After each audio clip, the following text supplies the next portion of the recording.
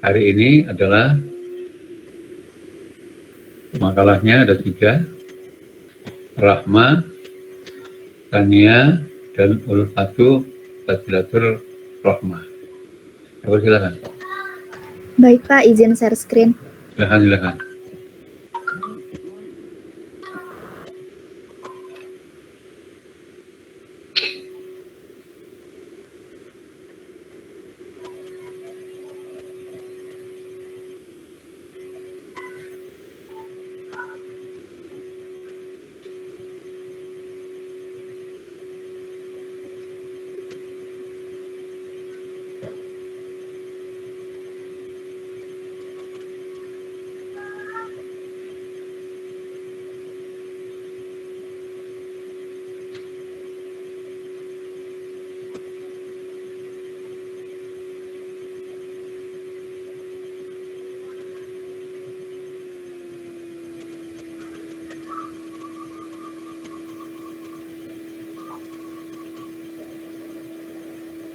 Baik, Assalamualaikum warahmatullahi wabarakatuh.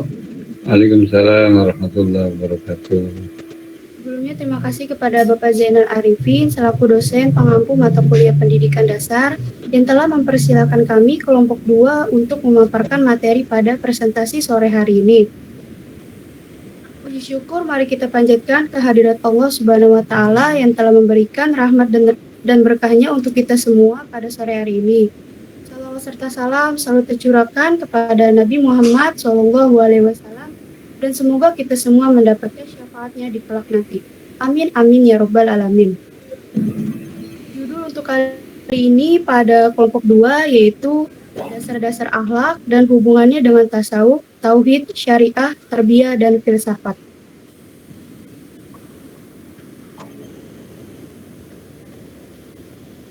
Perkenalkan, kami dari anggota kelompok 2, yaitu ada Ramayani Anwar dengan NIM 03 sebagai pemateri, saya sendiri Saniri Septiani dengan NIM 04 sebagai moderator dan pemateri, dan terakhir yaitu Ulfatul Fahidatur Rahman dengan NIM 43 sebagai pemateri.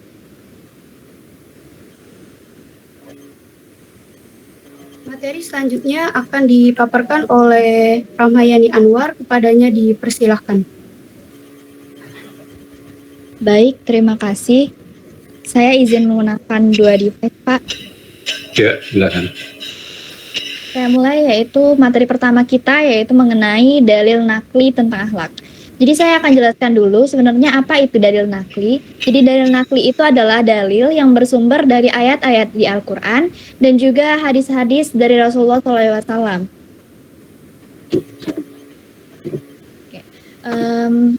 Saya langsung yaitu mengenai dalil nakli tentang akhlak. Akhlak yang baik itu adalah tanda kebahagiaan seseorang di dunia. Jadi tidaklah kebaikan-kebaikan datang atau didapatkan oleh seseorang di dunia dan di akhirat kecuali ia berakhlak baik. Dan tidaklah keburukan-keburukan ditolak kecuali dengan cara berakhlak dengan akhlak yang baik.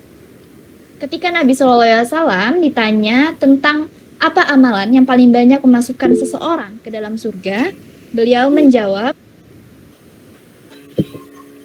taqwallahi wa husnul khuluq, yang artinya bertakwalah kepada Allah dan berakhlaklah dengan akhlak yang baik. Dari hadis riwayat Ahmad, Tirmizi dan Ibnu Majah. Rasulullah SAW juga bersabda, yang artinya sesungguhnya di antara orang-orang yang paling aku cintai dan yang paling dekat tempat duduknya dengan Rasulullah SAW nanti di surga adalah orang-orang yang memiliki akhlak yang baik. Jadi terdapat banyak sekali hadis-hadis yang menjelaskan keutamaan akhlak baik dan juga tingginya kedudukan akhlak dalam agama kita. Serta banyak sekali hal-hal yang dapat dipetik dari perbuatan-perbuatan baik. Allah Subhanahu wa taala telah mensifati Rasulullah sebagai seseorang yang punya akhlak paling sempurna, akhlak paling agung, dan akhlak paling baik. Dalam Quran surat Al-Qalam surah ke-68 ayat 4 yang berbunyi, A'udzubillahi minasyaitonirrajim wa innaka la'ala khuluqin azim, yang artinya dan sesungguhnya engkau berada di atas akhlak yang agung. Jadi dahulu Nabi kita Nabi Muhammad SAW adalah manusia yang paling baik akhlaknya, paling sempurna adabnya, dan paling baik pergaulannya, paling indah muamalah dan perbuatannya, dan beliau adalah contoh bagi kita hambanya dalam segala akhlak baik dan segala adab yang indah serta muamalah yang baik. Seperti Allah Subhanahu wa taala berfirman, yang tadi ayatnya juga sudah sempat dibacakan di awal. A'udzu billahi minasyaitonir rajim. Laqad kana lakum fi rasulillahi uswatun hasanah liman kana yarjullaha wal yawmal akhir wa dzakarallaha katsira. Artinya, sesungguhnya telah ada pada diri Rasulullah itu suri tauladan yang baik bagi orang yang mengharap pertemuan dengan Allah dan hari akhir dan mengingat Allah dengan zikir yang banyak. Quran Surah Al-Ahzab ayat 21. Jadi akhlak dalam syariat Islam merupakan bab yang sangat luas, tidak khusus dalam pergaulan sesama makhluk, tapi akhlak itu juga merupakan adab antara manusia dan Tuhannya, yaitu Allah Subhanahu wa taala, manusia dan Rasul, serta manusia terhadap sesama manusia seperti materi yang sudah dibahas pada minggu sebelumnya. Maka dari itu, seluruh orang yang beribadah menyembah kepada selain Allah, yang dalam hal ini disebut musyrik, merupakan seburuk-buruknya akhlak. Bahkan kesyirikan adalah maka seseorang yang tidak boleh tertipu dengan pergaulan yang baik yang dilakukan oleh sebagian orang kafir. Karena hal itu mereka lakukan demi maslahat dunia dan tujuan-tujuan dunia. Mereka tidak sama sekali mengharapkan sesuatu di sisi Allah pada hari pertemuannya, pada hari kiamat nanti. Jadi, akhlak yang paling bermanfaat bagi kita, umat manusia, itu adalah akhlak yang hanya mengharapkan pahala dari Allah, yang agar ia mendapatkan surga dan derajat yang tinggi di akhirat nanti. Allah Subhanahu wa taala juga berfirman dalam surah Al-Insan ayat 9, yang artinya, sesungguhnya kami memberi makanan kepadamu hanyalah untuk mengharapkan keridhaan dari Allah. Kami tidak menghendaki balasan dari kamu dan tidak pula ingin diucapkan terima kasih.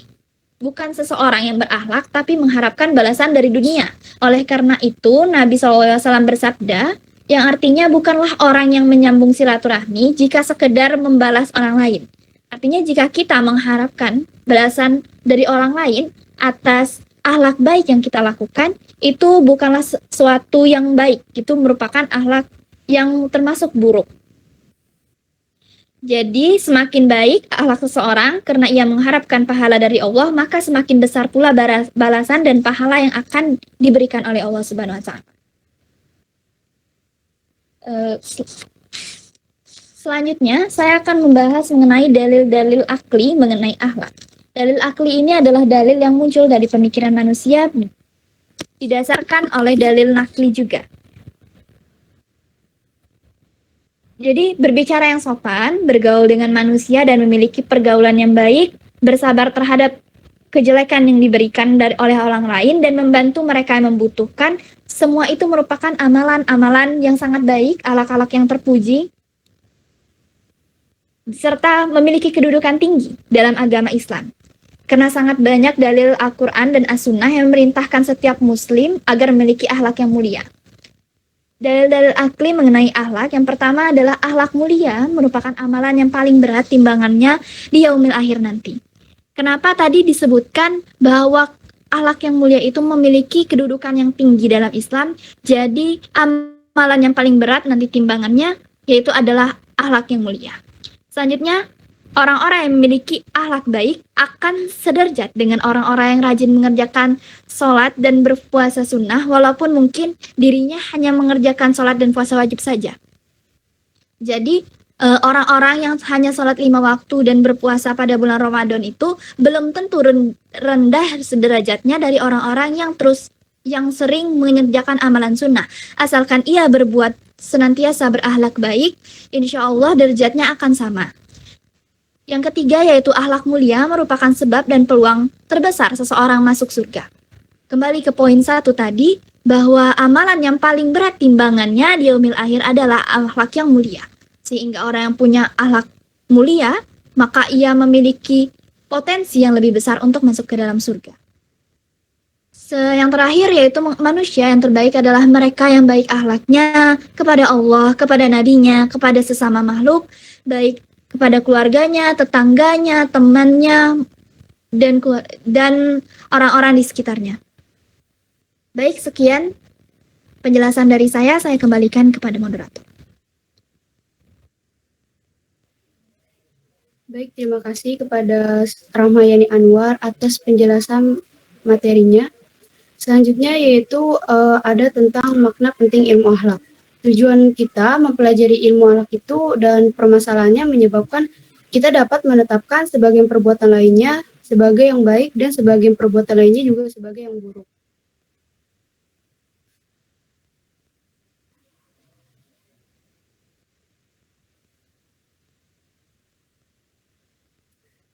Selain itu, makna penting ilmu akhlak yaitu pertama, memberikan pedoman dan penerangan bagi manusia.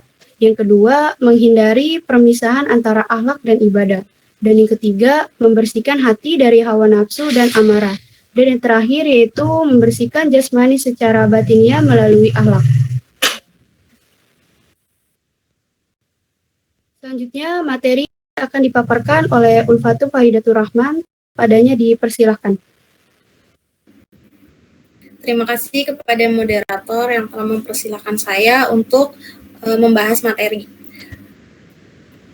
Hubungan ilmu akhlak dengan ilmu-ilmu lainnya, seperti ilmu akhlak dengan ilmu tasawuf.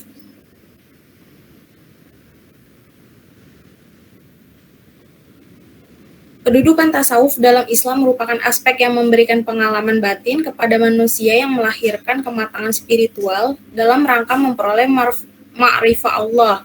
Jadi, hubungan akhlak dengan tasawuf dalam Islam ialah bahwa apabila akhlak merupakan pangkal tolak tasawuf, sedangkan tasawuf adalah esensi dari akhlak itu sendiri. Kemudian Imam Al-Ghazali dalam hal ini cenderung tidak memisahkan antara akhlak dan tasawuf.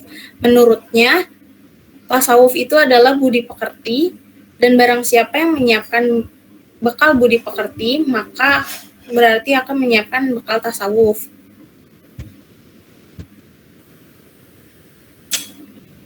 Kemudian ada hubungan ilmu akhlak dengan ilmu tauhid.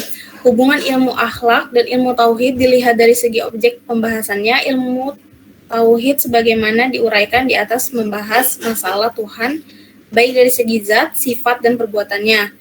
Kepercayaan yang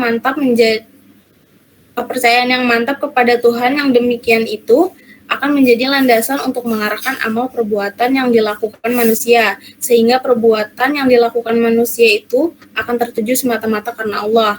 Seperti yang telah Allah firmankan dalam Surat Al-Bayyinah ayat 5. A'udzu billahi minasyaitonir rajim. Wa ma umiru liya'budullaha mukhlishina lahud-din hunafa'a wa yuqimus salata wa yu'tuz zakata wa dzalika dinul qayyimah. Mereka agama yang lurus. Dengan demikian, ilmu tauhid akan mengarahkan perbuatan manusia menjadi ikhlas, dan keikhlasan itu merupakan salah satu akhlak yang mulia. Kemudian ada hubungan ilmu akhlak dengan ilmu syariah. Hubungan hukum Islam merupakan keseluruhan kitab Allah untuk mengatur kehidupan setiap muslim dalam segala aspeknya. Dikemukakan oleh Hasbi Asy-Syidiki yang menyebutkan bahwa hukum Islam adalah koleksi daya upaya para ahli hukum untuk menetapkan syariat berdasarkan kebutuhan masyarakat.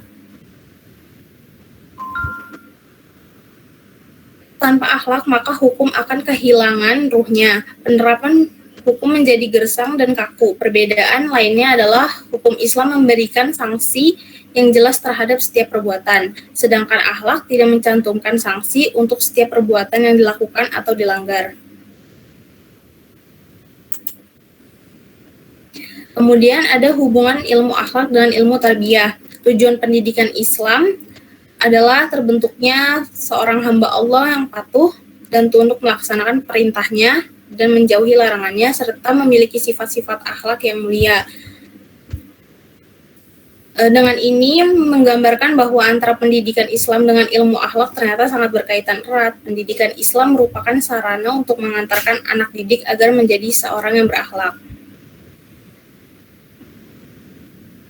Kemudian ada hubungan ilmu akhlak dengan ilmu filsafat. Di antara objek pemikiran filsafat yang erat kaitannya dengan ilmu akhlak adalah tentang manusia. Ibnu Sina misalnya mengatakan bahwa jiwa manusia merupakan satu unit yang tersendiri akan mempunyai wujud terlepas dari badan. Pemikiran filsafat tentang jiwa yang dikemukakan Ibnu Sina tersebut memberi petunjuk bahwa dalam pemikiran filsafat terdapat bahan-bahan atau sumber yang dapat dikembangkan lebih lanjut menjadi konsep ilmu akhlak.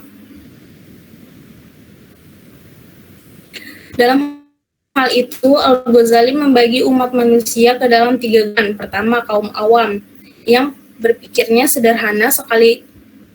Kedua, kaum pilihan yang akalnya tajam dan berpikir seorang mendalam. Kaum penangkar. Pemikiran Al-Ghazali ini memberi petunjuk adanya perbedaan dan daya tangkapnya.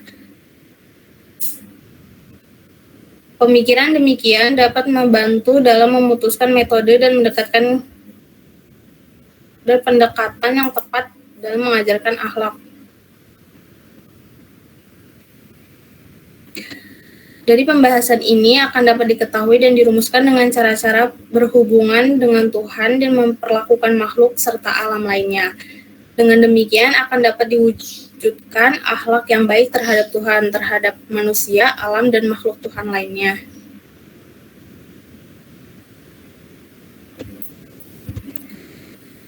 Materi selanjutnya saya kembalikan kepada moderator.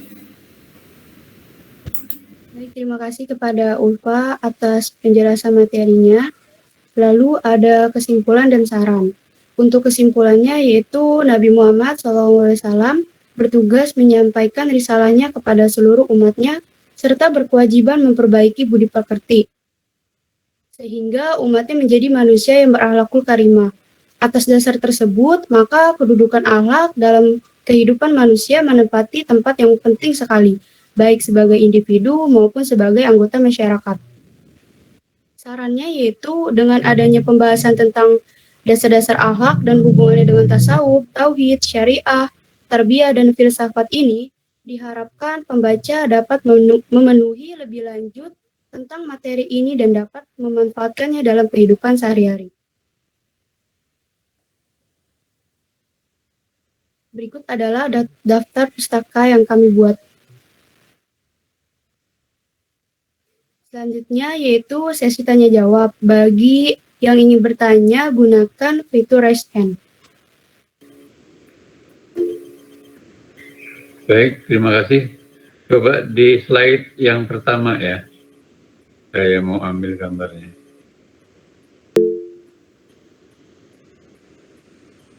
Ya. Nanti untuk yang akan datang, nama yang pemakalah itu nanti di sini ya, di halaman pertama ya. Jadi sekali foto sudah ada. Mungkin nanti gambar ini dinaikkan, dikecilkan, jadi, ya, biar enggak 2 kali gambar. Oke. Saya.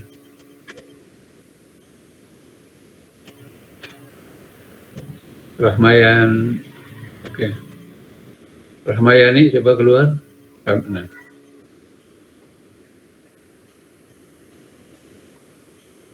Kedua, 3. Oke, step kedua.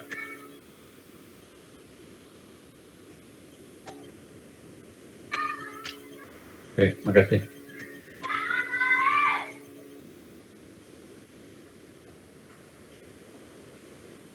Baik, ya. Terima kasih kepada pemakalah ya.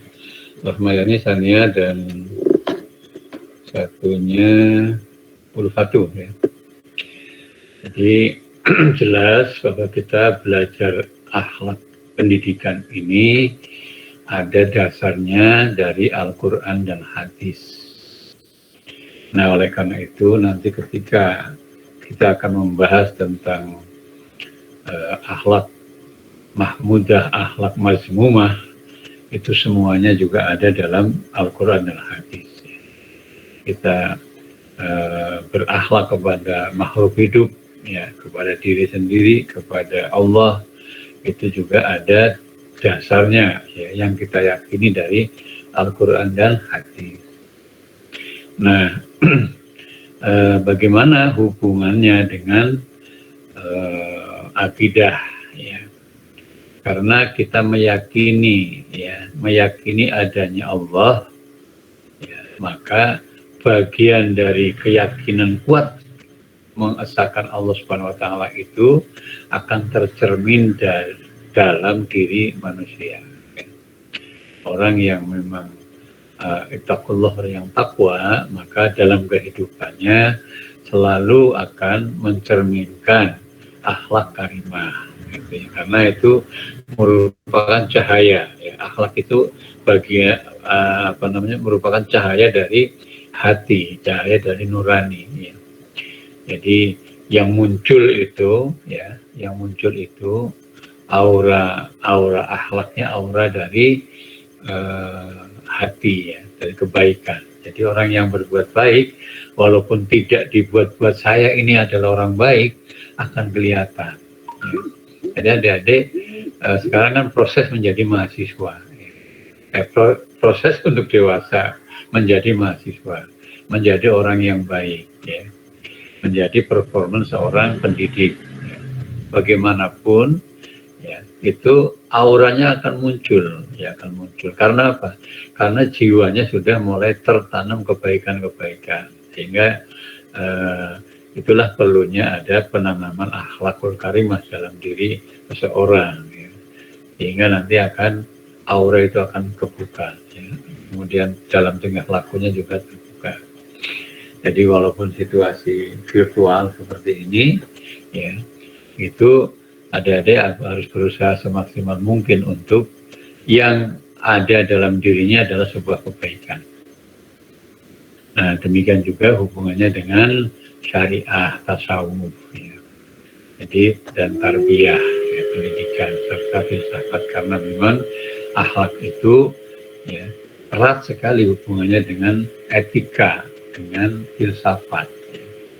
Jadi jauh sebelum akhlak yang dibawa oleh Rasulullah itu filsafat Yunani itu sudah muncul, ya, filsafatnya sudah muncul. Nah, sehingga ada korelasi, sehingga pada waktu Imam Al-Ghazali menekuni ilmu pengetahuan, ya, dengan sufinya, demikiannya Ibnu Rus dan sebagainya, mempelajari filsafat, ternyata ada di dalamnya nilai-nilai kebaikan yang itu ada benang merahnya dengan pendidikan akhlak. Oke, terima kasih. Mau lanjut dengan diskusi di WA atau mau di sini, silahkan. Ini sudah hadir semua berarti, ya. Sri Wulan sudah masuk. Sri Wulan sama Dewi sudah masuk. Dewi hadir, Pak.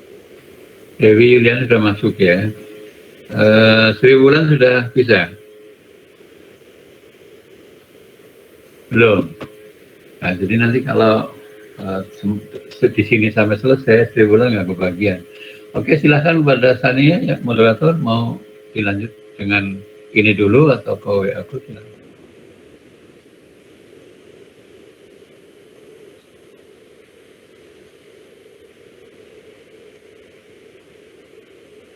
Sania? Iya, Bapak. Ya, silahkan. Boleh Pak ditampung dulu beberapa pertanyaan di Google Meet, lalu habis itu dilanjutkan ke ke grup kelas. Ya, ada pengantar atau ada virtual atau ada animasi atau apa, silakan.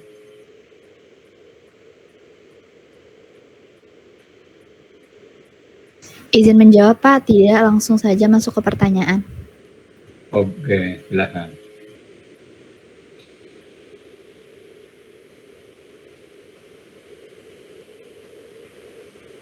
Silakan yang ingin bertanya gunakan fitur raise hand-nya.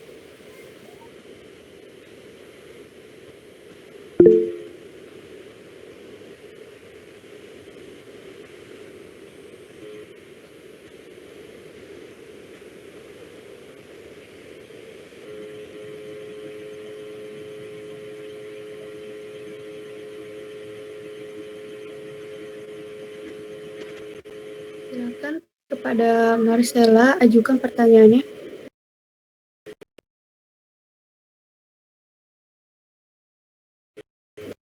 Baik, terima kasih. Izin bertanya ya, kan pada zaman sekarang, terus sepenglihatan saya juga banyak terjadi di sekitar lingkungan rumah saya.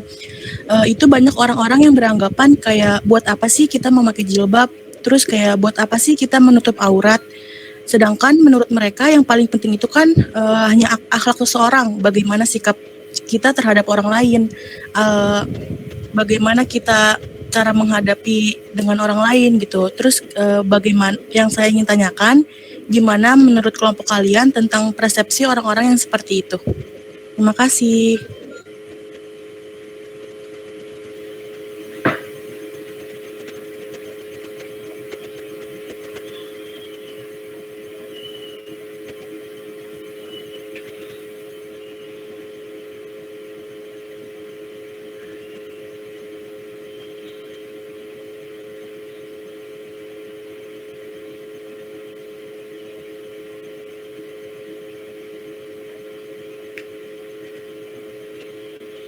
Oke ya, pertanyaan yang senada dengan Marcella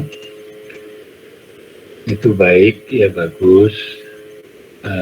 Kalau sekarang mau dijawab juga silahkan, tapi nanti akan dibahas pada ketika kita berada di kelompok berapa itu tentang hidup dalam pergaulan dengan lingkungan ya, dengan sesama muslim, dengan non-muslim, dan sebagainya ya. Nah itu nanti bisa diperdalam lagi ya. Jadi sekarang mau dijawab silakan, tapi nanti diperdalam lagi di kelompok itu, dan masalah catat nanti bisa ditanyakan lagi di sana. Sehingga sekarang pertanyaan-pertanyaan itu pembahasannya berkisar pada dasar-dasar dan hubungan ya antara akhlak dengan tauhid, tasawuf, ya, tarbiyah, kemudian filsafat. Biasanya yang lebih betul malah hubungannya dengan filsafat, padahal adik-adik ini adalah tarbiyah, suka dilupakan. Saya ingatkan di awal. Oke ya.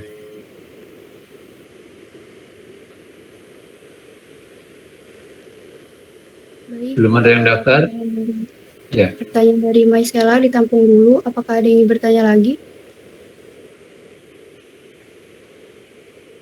Sebetulnya kalau di WA Group biasanya rame ya, banyak yang nanya kenapa harus di sini.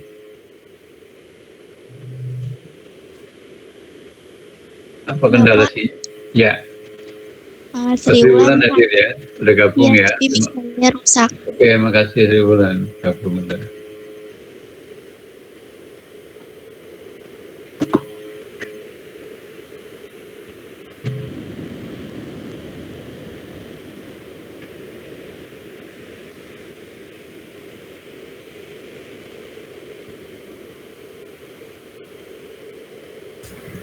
Izin moderator, izin menjawab karena sepertinya sudah tidak ada pertanyaan lagi.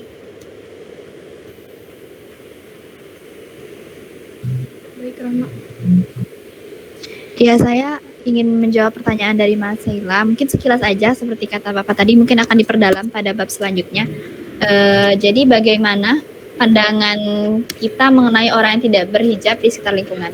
Jika saya kaitkan dengan pandangan serta akhlak kita terhadap orang lain, akhlak dan pandangan, itu orang yang berjilbab tidak bisa dinilai bahwa dia memiliki akhlak yang buruk.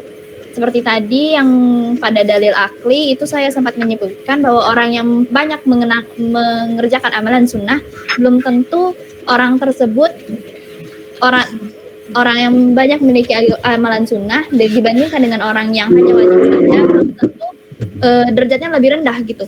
Memang saya sendiri berpandangan jilbab itu kan wajib ya untuk kita. Tapi belum tentu orang yang tidak berjilbab itu akhlaknya buruk gitu loh. Mungkin dia hanya belum mengerjakan salah satu perintah wajib yang diberikan Allah kepada dirinya. Kalau pendapat saya seperti itu. Terima kasih. Bagaimana Marcella? Ya, baik. Sudah jelas, mungkin nanti di kelompok selanjutnya akan dijelaskan lebih dalam lagi seperti yang Bapaknya bilang. Terima kasih. Ya baik, sudah moderator saya kembalikan. Terima kasih kepada Rahmana telah menjawab pertanyaan Marcella. Mungkin Pak, pertanyaannya dicukupkan untuk di Google Meet ini, lalu nanti dilanjutkan di Google di WhatsApp kelas.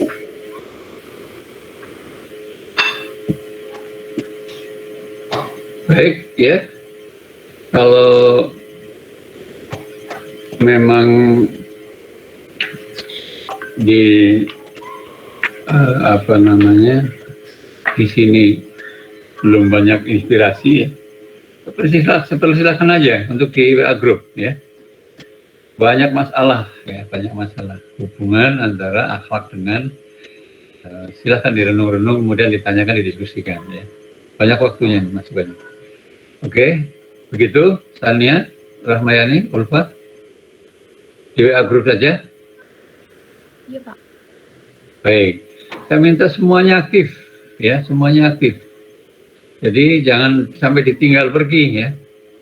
Langsung tetap dimonitor, tetap diikuti di WA grupnya, ya, di WA grupnya, ya. Baik, terima kasih pada adik-adik semuanya. Ya. Bapak, maaf, untuk grupnya kan di grup itu kan nyampur ya Pak, masih nyampur anak kelas PBI sama PBIO. Apa perlu dipisah atau tetap gabung aja ya Pak? Silahkan dipisah, nggak apa-apa, supaya nggak ganggu. Oke Pak, makasih Bapak. Adminnya siapa? Dede Pak, nanti dibikin grup sama Sani aja Pak. Ya oke, dibikin grup sama Sani aja nggak apa-apa ya. Makasih Bapak. Nanti mungkin yang ada di grupnya Dede bisa silahkan mau keluar atau enggak, silahkan aja ya. Jadi ini grup sendiri aja nggak apa-apa ya. Makasih Bapak. Oke, baik. Baik, terima kasih pada pemakalah dan semuanya yang hadir ya. Jadi tanamkan dalam diri adik-adik dengan memperbanyak baca Al-Quran, dengan memperbanyak introspeksi pada diri sendiri ya. Niscaya tertanam akhlakul karimah. Jadi adik-adik proses dalam proses pendidikan ya. Walaupun virtual pergaulannya di awang-awang begini belum masuk ya. Tapi insya Allah segera kita akan kembali ke kampus ya. Karena ada beberapa kelas yang sudah masuk ke kampus. Jadi tolong diupayakan juga kapan siapnya ke kampus ya. Dikontarisir Tania ya. Siapa yang di luar Jawa, siapa yang ada di sekitar Ciputat ya.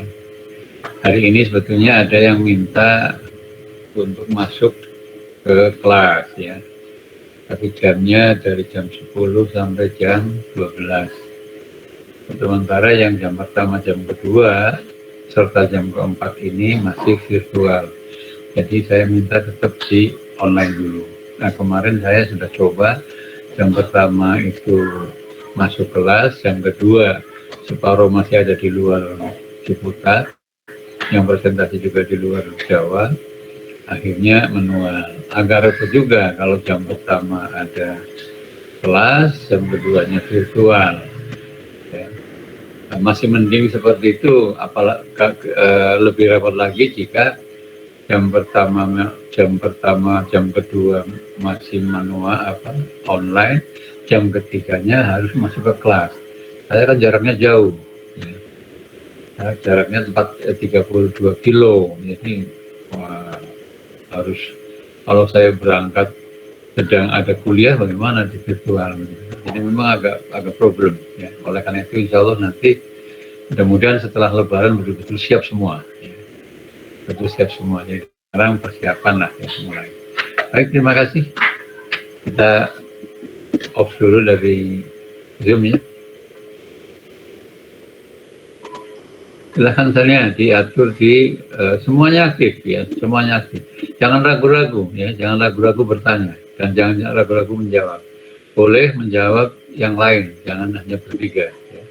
Boleh menambahkan, boleh memberikan contoh, silahkan aja karena hukumnya nanti ada, ya nilainya nanti ada. Ya. Memberikan contoh, kayak tadi momennya contoh berjilbab, nggak apa-apa. Nanti contoh apa lagi gitu kan, nggak apa-apa. Ya. Jadi silakan aja. Silakan, saya akan undur diri ya.